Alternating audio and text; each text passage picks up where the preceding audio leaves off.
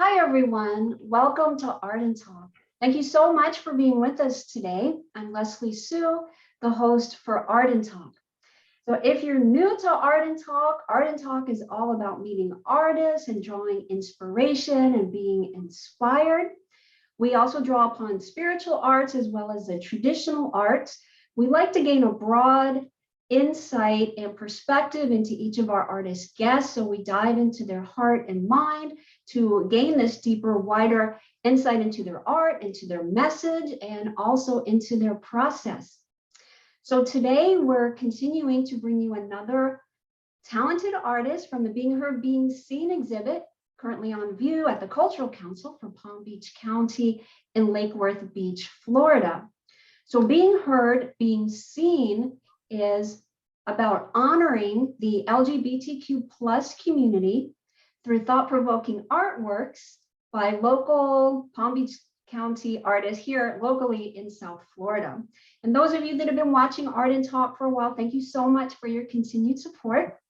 So our guest today is a poet, and we'll be hearing some of her poetry along with some commentary and also about a book that she has out called Inventory. So we'll be touching upon that and also her collaborative piece that's in the exhibit as well in the Being Heard, Being Seen.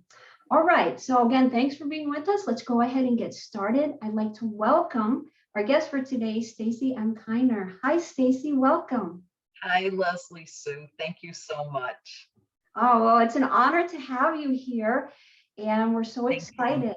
Yes, to dive into poetry. Thank you. It is truly an honor to have been invited, and I'm very, very happy about this. Thank you. Oh, well, welcome. Thank you, Stacie. Can you just set the stage for us with your love of poetry? What are the origins of your poetic journey?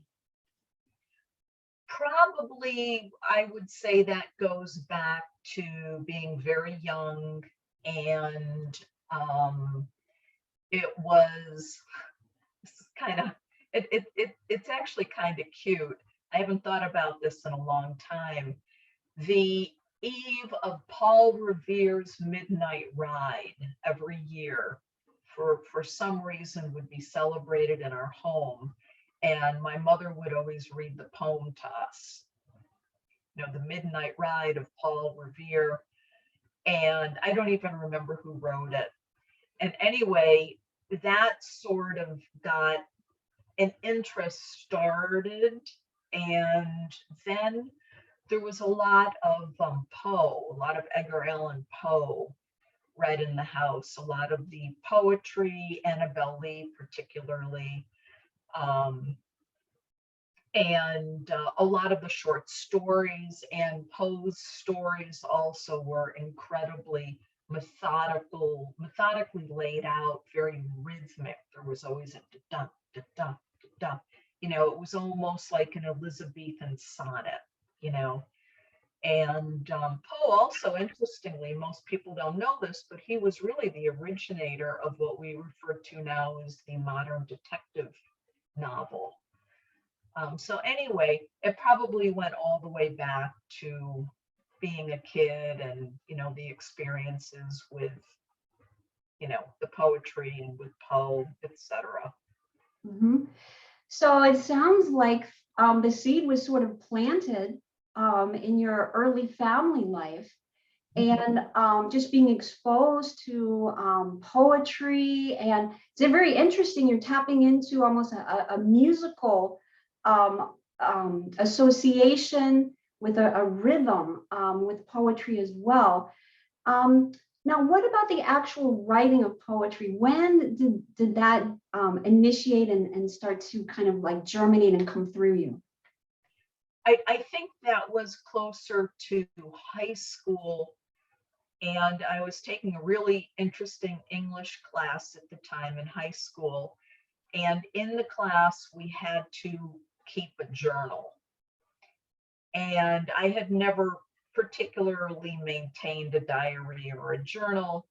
And so I started keeping a journal, and I realized that I was journaling, if you will, every day almost, more in a poetic fashion, more say like a narrative poem. And then our teacher, I think it was maybe like weekly, would collect the journals and he would look through them. And I remember he handed it back to me one day and he said to me, Stacie, you know, you're a poet. And I think that that was really it, you know. So yes, any teachers out there watching this, you do make a difference. Yeah, how beautiful is that, Stacie? So it was really this teacher that saw this potential in you, this skill, this talent during your high school schooling, and then she actually came out to say, okay, this is it, you're a poet. And then that kind of like probably opened up a lot of doors within you to say, yeah, okay, here we go. It really, it made me start thinking. I had been experimenting majority of my entire life to that point with the art, and I never found anything that worked. So I tried playing the drums, I tried playing the French horn, I tried playing the piano, I tried playing the guitar. None of that worked. I tried drawing, I tried painting, etc. And nothing really worked. And I really honestly didn't have any talent for anything. You know, nothing worked. And then all of a sudden I realized, well, maybe I'm looking for an art form that maybe I'm not looking for the right art form, the one that works for me. And so I started kind of following that path. And then it was really encouraging because very young, I got my first piece published. And I was very young, and it was a really, really good publication. And I think that that was very almost medicinal for me. You know, it was like, okay, wow, maybe this is going to work, because the French horn didn't. Yeah, so you were exploring these other artistic avenues and just staying open, and it seems like you really had this like quest, this like almost heart calling of there's something in me that's an artist, and you explored it in different avenues, and then finally with the poetry boom. And then as you were saying, you had this early success, and as you said, that was like medicinal, and that, you know, I'm sure gave you a lot of encouragement, a lot of support to really kind of pursue this. It did. And it was like maybe like my first year of college. And so I started college quite a bit later than we normally do in the States. I took many years off and just traveled. But it was, so I was maybe, I don't know, like 23, 24. And it was absolutely amazing. And I remember the editor of the review actually phoning me. Of course, this was pre, you know, emails, etc. Of course, texts. And she phoned me and she said to me, is this the first time you've ever submitted? And I said, yeah. And she said, well, she said, this happens about once, and like with like every 1,000 poets. She said, we're going to publish the poem. And I thought, oh, yeah, I'm glad I stopped playing the piano. So yeah, it was very encouraging. Yeah, and I'm sure after all the kind of frustration that you had experienced with, you know, the quest to explore art and kind of, you know, see where you belong, where your skills and talents were, that finally this was a huge breakthrough. Yeah, it was. I would love for us to just go ahead and dive into one of your poems. If you could tell us what it's about and kind of set it up for us, and read that, that would be wonderful. Sure, I would love to. I'm going to read. I'm currently working on. I'm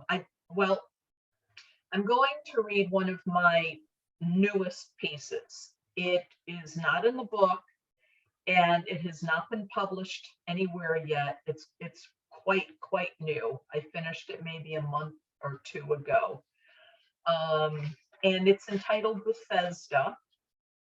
as in the city, of course. And it begins with a quote, which I'll read first, from Newsweek magazine. Cicadas are genetically programmed to emerge from hibernation every 17 years. That's from Newsweek.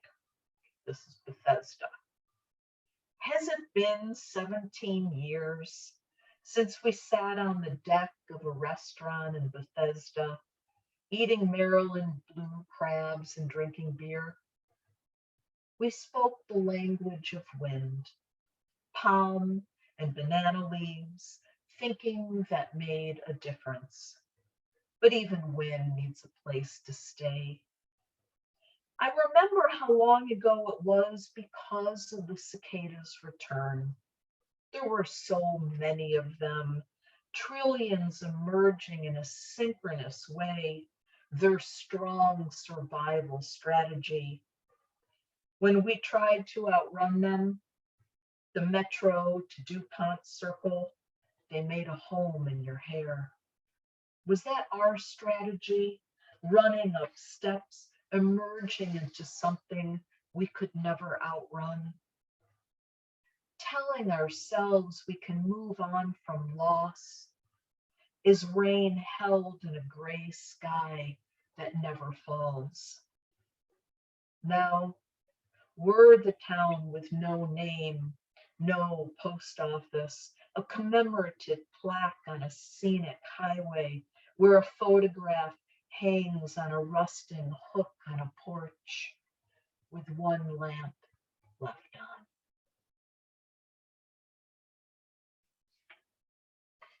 That's beautiful. Thank you. Stacie, you come from such a deep, deep place from within you. Tell us, what is that poem about? What's going on there? Well, basically, it's self-explanatory in the beginning of the poem. I have the Newsweek quote about the cicadas, so you already know that it's going to be something about these cicadas reemerging, which of course they did last year. And it really is 17 years that they stay in, if you will, hibernation. So I set the poem up by asking the question, has it been 17 years since we sat on the deck of a restaurant in Bethesda, eating Maryland blue crabs and drinking beer? So I have the whole setup here. So you know the when, basically, and the where, and the place, of course. We have our restaurant. And what were we doing? Well, we were hanging out, drinking beer and eating Maryland blue crabs. What do you do when you eat Maryland blue crabs? You drink beer. But then I go into the more esoteric. We spoke the language of wind, palm and banana leaves, thinking that made a difference, meaning thinking we were above everything. We speak the language of wind, and so when you speak the language of wind, palm and banana leaves, what do you need to say? But then I make it clear that that didn't make a difference, and then I go into how this couple tried to outrun them. And if you've ever been caught in if you will, a cicada hailstorm, where literally, as the Newsweek article mentioned, I have this in italics on the page, how trillions emerge. It is really true. And it's like almost like a locust sort of thing, where everywhere you look, the air is definitely just like brown, just filled with them. And they're in all the trees, and they're everywhere. And they literally made a home in my girlfriend's hair, literally. It was amazing. But what I'm trying to say here is we tried to outrun them. You can't outrun anything like that, so already it's a completely inconsequential event going on because it isn't possible. You can't outrun them if there's trillions of them. And then and then toward the end is when I really get into we tell ourselves we can move on from loss. Telling ourselves we can do this is rain held in a gray sky that never falls.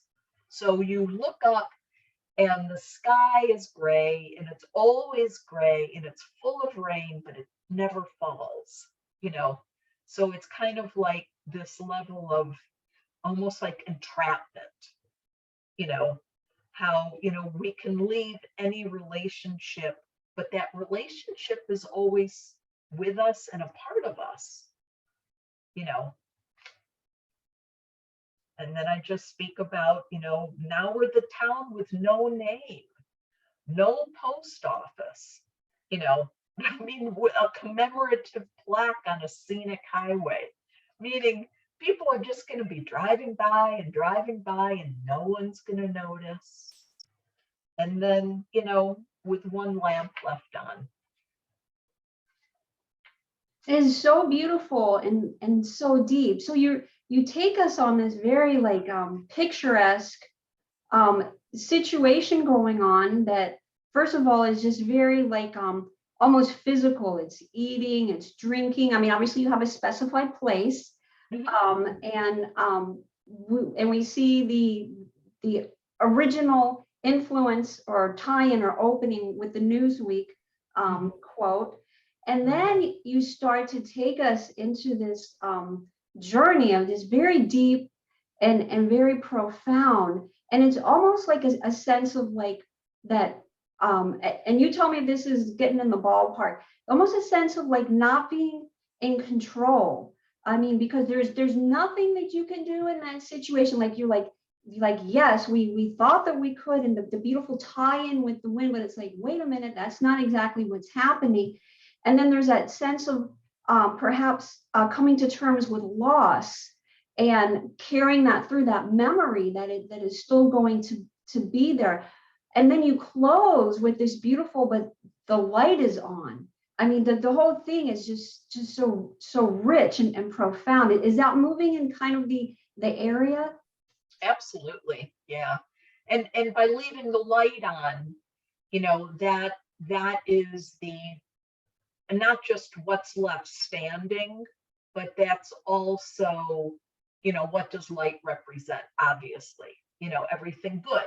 We can't live without it, and it illuminates it, sheds light on. So it just, I think that it's as dark and as gray, if you will, as the piece gets. It ends on a note of light. There's still a light left on. Yeah. What a beautiful way to wrap up all those different types of emotions that anyone primarily would be able to relate to. So it's very relatable on the human level and the level of human experiences, primarily across the board. Absolutely, very true. Yes, we have all had relationships that for whatever reason did not work, and we think about them, and they are part of what brought us to where we are right now, and hopefully made us a better person. It certainly made me a better poet. I don't know about a better person, but I know about maybe being a little bit of a better poet. Stacie, do you draw upon your experiences to bring those into poetic form? Is that one of your main influences and subject matter that you work with? Yes, very much so. Yeah. And I went through it was probably about a 2-3-year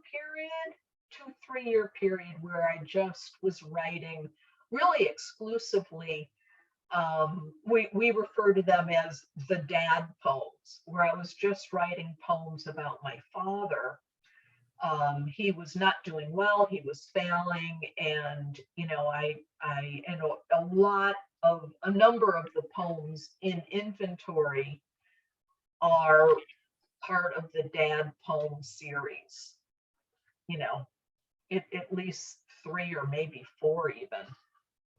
Yeah, so sometimes I'll get like into a series, if you will, and again, like when you listen to when you speak with painters and you ask them, did you intend to do this big series? And they'll always say no, but one sort of led to another, and etc. Mm-hmm. And is there a healing component that your poetry provides, since your subject matter is so intimate to you? That's a really interesting question. And poets discuss this when we get together and speak about our work. That often comes up. That is, if you couldn't write about it, where would you really be? How would you really feel? And I think that I think that's true for any artist, musician, painter, novelist, etc. That Hemingway said all writing is autobiographical. And I think in many respects it is.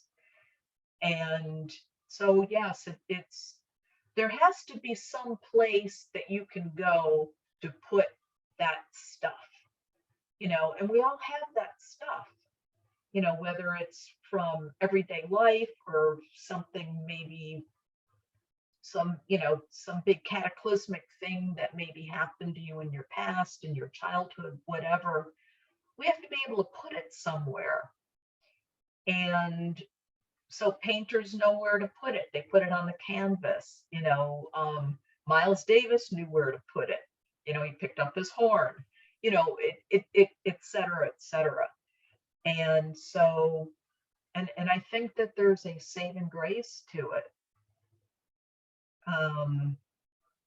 So yes, I think it is beyond cathartic, much, way beyond cathartic. I think it's a saving grace. I really do. Mm-hmm. That's really beautiful. A saving grace as a poet. When you write about these areas that you have experienced and you want to get them out for healing and to go into other deep levels of release and of knowing and exploring and words and poetry and rhythm, are you guided to these areas? Like, is it like situations that are currently going on, as you mentioned, that was with your dad, so that would obviously kind of like be a catalyst, and pulling from memory. How is it organized? How is it structured for you, Stacie? That's an interesting question, and I don't really know if I can answer that. It's that's a kind of nebulous sort of thing that it's hard to put your finger on. All I could really say is that I'll hear something, or I'll see something, or I'll think something, or I'll read something, just experience something, and I'll think, oh, yeah, that's got to go in a poem, or when you're speaking with other poets, they'll say something, and you'll say, oh, that's got to go in a poem, and then you take notes, and you hold on to that note. It's a sticky wicket to explain, but I do know that when I get an idea, I do know when that idea is going to be the beginning of a poem. I thought you expressed that very well. So it's stimulated or initiated by all the different senses. Like you were saying, you might hear something, you might see Right. something, you might think something, and then you get that internal prompt or that nudge, and it's like, bingo, okay, that's going to be a poem. And then you take note of that, and then at the right moment you begin the creation of it. Mhm. Right. Yeah. Let's talk about inventory, because that just that word itself is so powerful. Tell us what inventory is about, what it covers. You did touch already on that, but take us a little bit deeper. Well, you know, most books of poetry are not entitled inventory, and so it's sort of a play on words a little bit, because when you think of the word inventory, you think of something really dull and dry, I'm going to go in there and take inventory. But this book, Inventory, really is an inventory, and it's pretty much an inventory of my life. And the cover of the book, which, I know you're going to have up on your site, so I'm just going to hold this up for a sec here. The cover of the book, this box, is the box in which my father's ashes were originally placed in. And at the top, it has his name, the year, and then the funeral home. That's the cover of the book. And the title poem is Inventory. And it's basically an inventory of, in some respects, my life. And so I decided to begin with that poem, because I kind of decided that would be the title of the book. And so anyway, that's how that started. Mm-hmm. And can you bring us into one of the poems? Well, yes, I would love to. And what I'll do is I'll read Inventory. Okay. Inventory begins with a quote by the Irish poet Evan Boland. Evan Boland died just a few years ago, and she lived in the States, but she was born and raised in Ireland. And it begins with a quote from her. The surface of things can barely hold what is under them. Inventory. As a child, I parked my broken bike in the garage, believing it would be fixed overnight. Wasn't this the way you died? Believing you would be fixed in the morning? Your ashes sit in a small cardboard box in our air conditioning closet. Some of you I buried with sunflowers in my garden. Some I carry in my backpack. Now that your home is rain, I don't know where you live.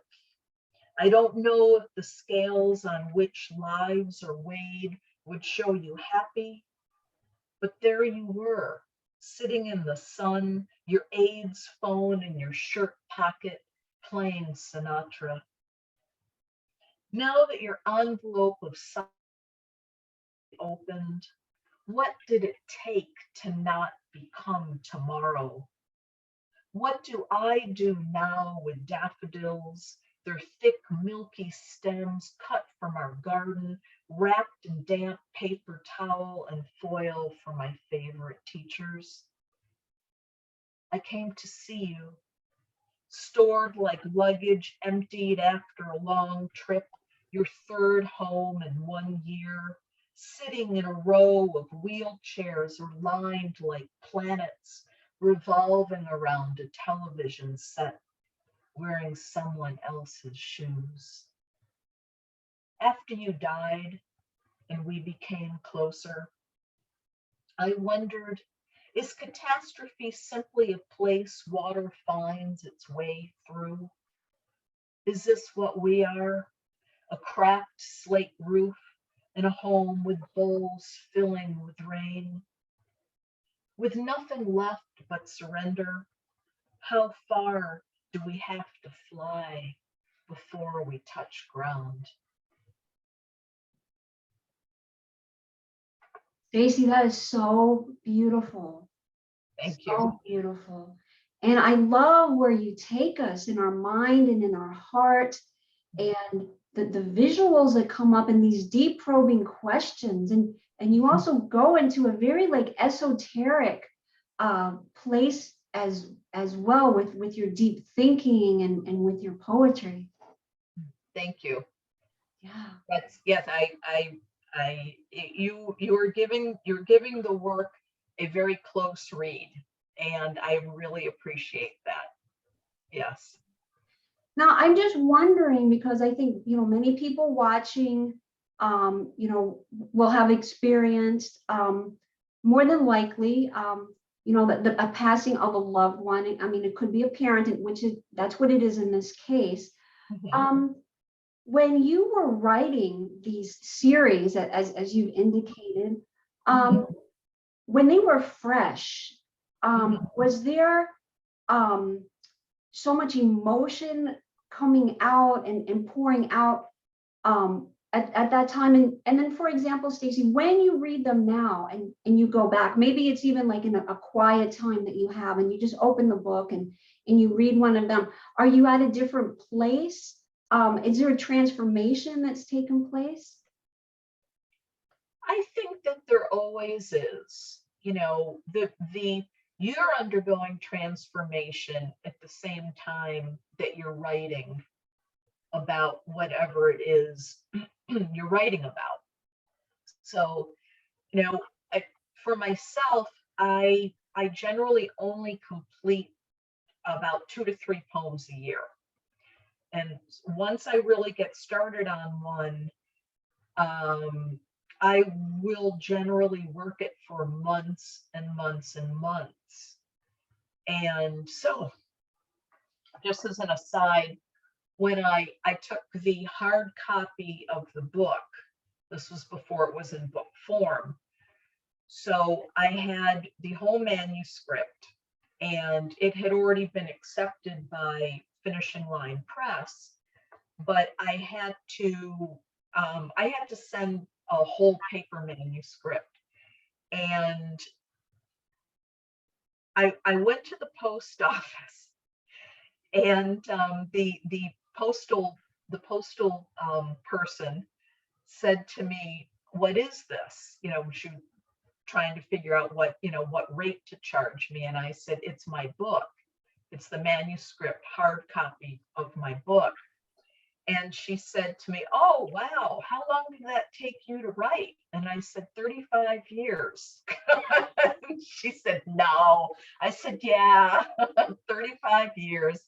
So hence, finishing just 2 or 3 pieces a year is pretty much average, you know. So, at, getting back to your question, you are undergoing a transformation while you're working on the piece, especially if you're taking upwards of half a year to complete it, you know. And while you're working on the piece, you're processing all of the feelings, whether you know you are or you aren't. You definitely are. And it's almost like creating a film, you know, where you read all the time, a really good director will say, "Okay, ad lib, this script is not working." So it's that sort of a transformation that happens, and it's happening while you're in the process of it.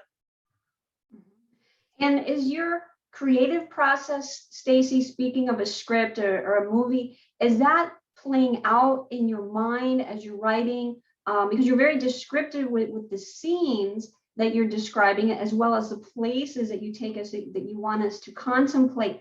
But as you're writing it, are the words flowing? Are you getting like visuals, and then you're like, okay, kind of like connecting those words to the visuals, maybe even hearing things, memories are coming about? Is that kind of like what's taking place when you're actually in the creation process itself? Yeah, sort of. The process for me is a little different. I work on 3x5 index cards before I put anything down on the computer. sometimes if I get ideas, I'll put them, in the computer and then just, create a folder. But the actual process is really honestly done with just plain old school 3x5 index cards. And then I'll label them, 1, 2, 3, and then that's like syllables or order. And when it's really happening, like I remember with writing the poem inventory, the entire desk, and it was a very, very long desk at a hotel that I go to up in Stewart to work. And the desk is like, oh, I don't know, like 4 feet long maybe, and like 3 feet wide. Every square inch of the desk was full of index cards. And then you look at it and you say, oh no, this is too much. I have to do something with this. So these are just all these ideas that have poured out, and the structure, and it's going back to like the rhythm and the flow that are on this desk. And do you like to create, it sounds like more by yourself? Do you like to be in just like a quiet space, and then you can just really kind of think and just kind of be fully present? Yeah, and that works for me really well. And so, as I mentioned, I periodically go to a little hotel up in Stewart, and that's where I work. And it works really well for me. Mm-hmm, mm-hmm. So that's also part of the process, really. Yeah, absolutely. And I so appreciate you sharing your process that we can kind of like tap into, and not just see the final product, but you as the artist, the writer, the creator, like what you experienced to actually get to that point. I'd like to, Stacie, kind of move into the collaborative piece at the Cultural Council. Now we have a WPTV Channel 5 TV spot of you actually in front of the piece in the exhibition space. So let's pull that up. Okay. Take a look at that. Okay, wonderful. Okay. Itself, this is a difficult home. And you, the reason for this telling, the way memory and subtraction fool us, a sun-warmed key lime sliced in half, its juice on your tongue, your husband gone, taking your child for shoes, and you, eyes closed, falling straight to the heart of God.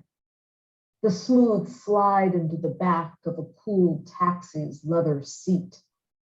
But maybe everyone is always almost drowning, and maybe this is all you want to be. Congratulations to TV. Yeah, absolutely. Yeah, So thank you. absolutely. So take us into this piece, and then I'll look at some of the images. All the Ways to Want Things is a poem which is in inventory, and it's a poem I wrote a number of years ago, and that's going to be the title poem for my next book. So the next book is going to be entitled All the Ways to Want Things. But anyway, it's always been a favorite poem of mine and a favorite poem of Diane's, my wife. And Diane got the idea, and honestly, this really all came from her. She got the idea to take the poem, All the Ways to Want Things, and to paint the poem on two large, as you saw, two very large canvases, and which she did, the whole poem, and then she overpainted, and then she affixed some found objects, some plastic, and et cetera, et cetera. Diane's always working with the concept of layers, and if one layer falls off, that's okay, because there's still another one. And of course, any good poem is layered.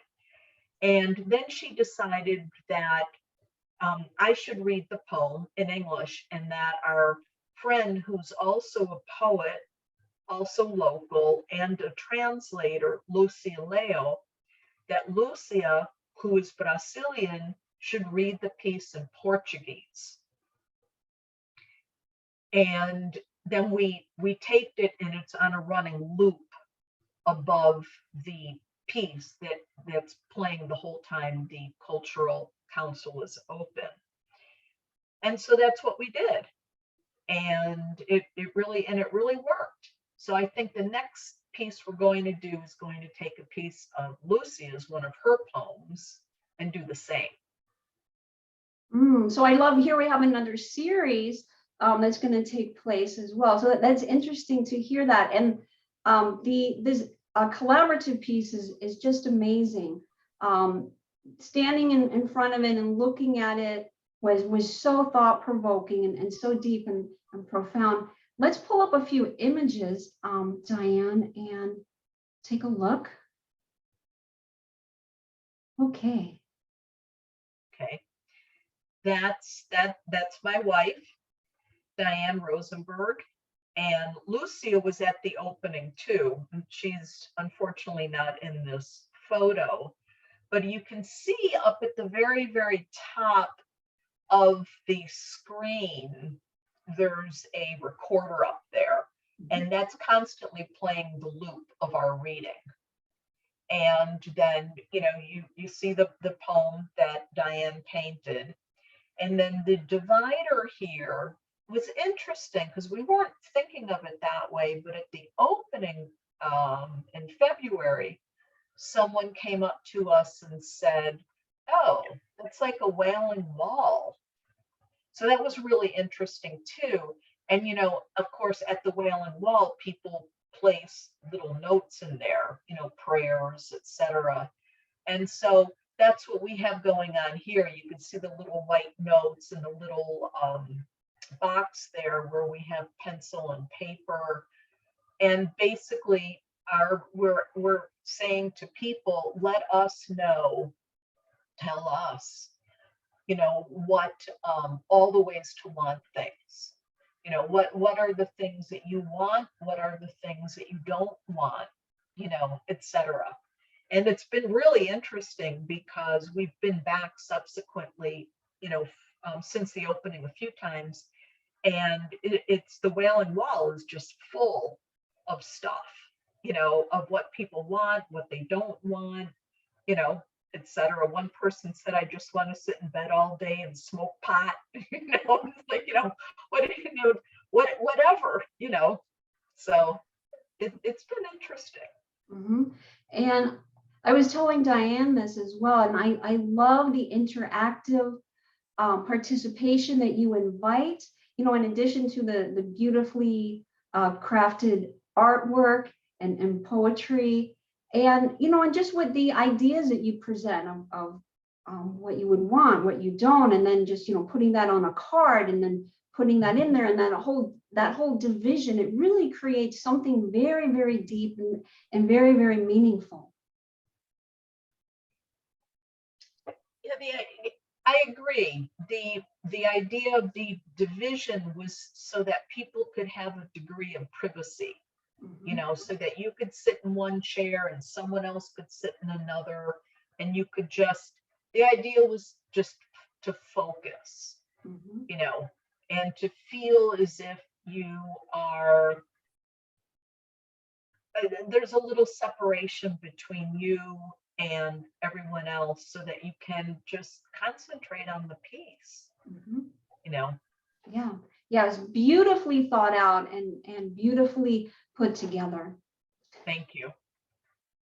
So Stacie, here we have the front cover of Inventory, which we've had the pleasure of you reading from. Is there anything else you'd like to add? Not necessarily. If we have more time, I'll read one more poem, if you would like, or if you have any other questions. Let's go ahead and move on. I love that we can see a little bit larger though the cover. Now that you explain, what the contents are, what the whole kind of premise is about Inventory. We had a clear insight into that. And now here's a picture of you speaking.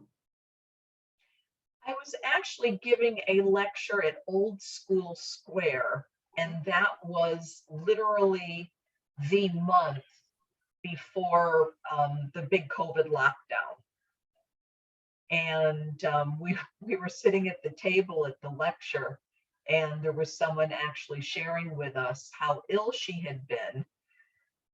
And then we realized after the fact that she had definitely had COVID, probably the first person we knew who had. And so yeah, I was giving a lecture, and so that's where that photo's from. Right. Yeah, from Old School. Yeah. All right. We have the back cover of inventory. Mhm. Very nice.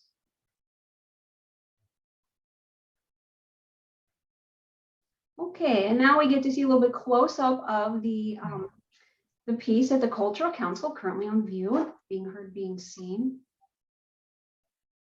Yeah, that's a nice photo. That looks good. Mhm. All right. So, Stacie, I would love to find out a few more little things in regard to your poetry. So, and I know both you and Diane have a fabulous love of words.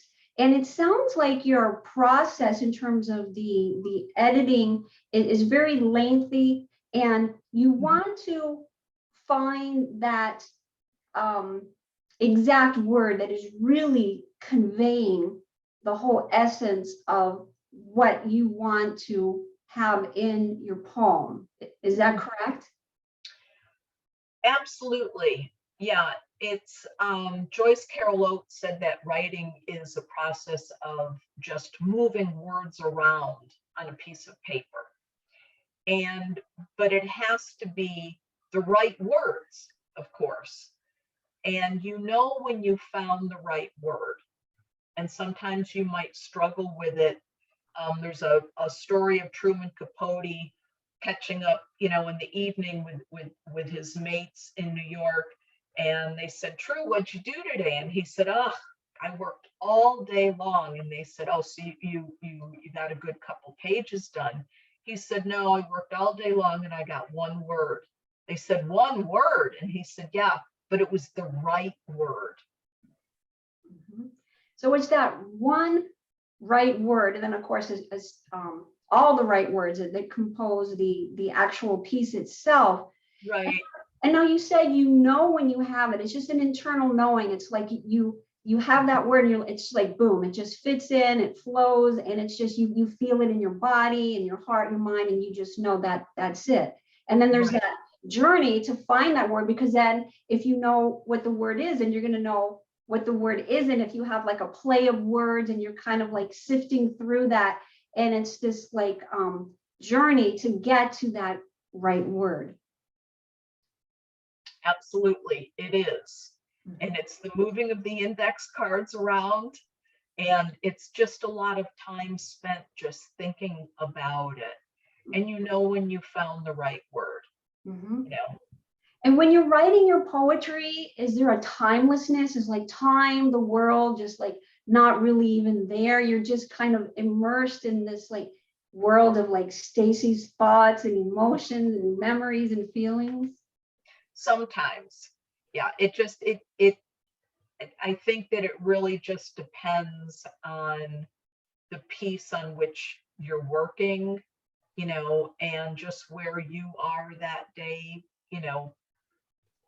and maybe like just your own mindset, if you will. But yes, it definitely to a great extent. Mm-hmm. Yes. And your approach is really very fascinating, very interesting, and I'm so glad that you shared it with us. And it has a methodology to it.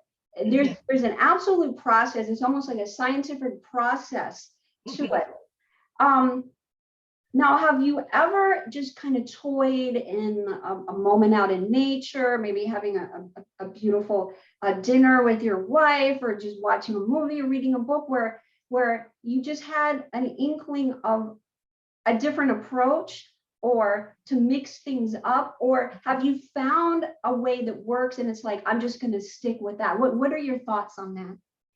You can't, it can't be black or white, you know, and sometimes you'll think, well, this is where it's going, and this is definitely the end. This is definitely the closing stanza. And the closing stanza might end up being the opening stanza, you know, or it might end up being in the middle of the poem, you know, you never know. So I have learned that it just can't be black or white, you know, that it just, you just don't really quite know, but you do know when it's done, or you have a pretty good feeling when it's done. And then you know when it, and this is sort of where I am with the piece I'm working on now, where it needs, I just call it connective tissue. You know, it's like you have half of the alphabet, and then you have the other half of the alphabet, with the exception of like 3 letters in the middle, you know, and all you need are just those, you know, that one extra stanza and you're good. Mhm. So. And I'm curious, Stacie, that level of unknown, like you were saying, you don't know. Oh, you know, like you may walk in and say, okay, I kind of feel like this is going to be like the closing part, and then it ends up to be the opening or in the middle, or maybe it gets omitted. Right. Is that like sense of walking in knowing that unknown, is that exciting to you? Is it intimidating? What are the kind of emotions, and what is your kind of like frame of mind with like, okay, there is that sense of unknown, and what is your relationship with it? You have to trust yourself. You know, you have to trust yourself. And, you know, sometimes I'll take an index card, and when I'm done with it, or I'm not going to use anything that's on it, I'll pitch it, you know, drop it into the trash bin. And you have to hope that you're making the right choice, you know, and you have to trust yourself, and you have to trust your instinct and vision, and, you know, you just, and you know, you get that after a while. You know, I've been writing for, I don't know, maybe 40, like 4 decades now plus.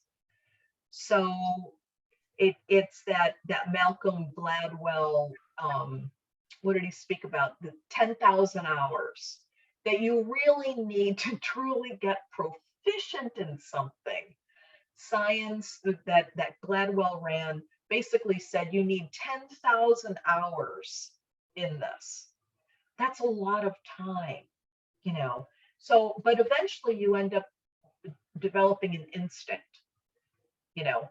So you just know if that's going to work, you know. And you think, well, maybe it's not working here, but I'm going to set it off to the side because it's going to work. That is so beautifully said. So the reward of all those hours is that instinct just really gets further refined and further refined. Yeah, that's interesting, and I've never thought about it that way. The best way the best way I can really just equate that to anything else would be, say, with cooking. For anyone who cooks, you know, anyone who cooks is going to agree that the more you cook, the better you get. You know, the more instinctive it becomes. And I guess that would be like with anything, you know, if you were a shoe cobbler, you know, I mean, whatever it is, whatever your craft or trade is, you do get better. But 10,000 hours is a lot. Stacie, I so appreciate all that you have shared about your poetry and your deep passion and your deep thinking, and resonating with words and poetry, and your beautiful readings. We do have to wrap the show up. So we like to leave the closing comments to our guests. And I'm wondering if you would be kind enough to also include any words of wisdom from your 10,000 hours, as we have a lot of poets that are interviewed on Art and Talk, and I think they would benefit from some golden nuggets, some words of wisdom, and of course, anything else you'd like to add. and let us know how we can stay connected with you, and also your book link so we can purchase those as well. Good, thank you. Basically, in terms of any words of wisdom, I would say what a former mentor of mine, Susan Mitchell, used to always say: you can't be a good writer if you're not a good reader. You have to know what is out there, and you have to know what's good. And so if you are a younger writer, poet, short story writer, novelist, read. Go to the library, read. Get your list of, top 100 books from the last 20 or 30 years. Start going through those. And if you're a poet, the same thing. You have to read other poets. Very important. And our library system, Palm Beach County Library System, I did the poetry ordering for the system for many, many decades. And there is a very, very, very good poetry collection available at all the branches. And so anyway, read. That's the best thing that I can say. And when you think of something poetic, write it down, because if you say I'll remember, you usually won't. Thank you for those closing comments and those words of wisdom. And Stacie, yes, absolutely. Thank you. And what about how can we stay connected with you, and also your book links? Well, the book links, the book is available through Finishing Line Press. And you can, if you're interested, you can look into it via Finishing Line Press. The book is also available at barnesandnoble.com, and it's also available on Amazon. Now, looking it up on both barnesandnoble.com and Amazon, you don't want to go through the title, which is inventory, because you'll get a whole bunch of blueprints for like how to put together a Corvette. So just start with my last name and my first, just Kiner Stacie, and then it'll come up that way. And in terms of if anyone wants to contact me, my email address is my last name, Kiner1961 @Yahoo. And anyone listening is more than welcome to reach out if you have any questions, etc. Thank you, Stacie. Appreciate that. And thank you so much for having us open up into your world of poetry and deep thought. And I have so many other questions that I would love to ask, but we do have to wrap the show up. So much success with your book inventory and your collaborative projects that you mentioned, and all the other projects that will be on the horizon. Wishing you much success. Thank you very much. This has been an absolute pleasure. Thank you. Oh, you're welcome. Thank you, Stacie. All right. Thank you so much, everyone, for watching Art and Talk. As always, we appreciate the time you take to watch our artist videos. Do take a moment to watch some of the other artist interviews from the Being Heard, Being Seen exhibit. We'll be wrapping it up in probably about a week or so. So we still have a few more artists to bring to you. And if you are in the local area of South Florida, you do want to visit the Being Heard, Being Seen at the Cultural Council for Palm Beach County in Lake Worth Beach, Florida. The exhibit runs through April 9th. If you're not local to South Florida, you can jump on Art and Talk on our Facebook page, and we have a link to the website, to the Cultural Council, and you can jump on that, look at the current exhibit, see all the different artists that are involved, and get a little bit more information. All right, so again, thanks for being with us, and we'll talk soon on the next Art and Talk. Until then, be well and be blessed.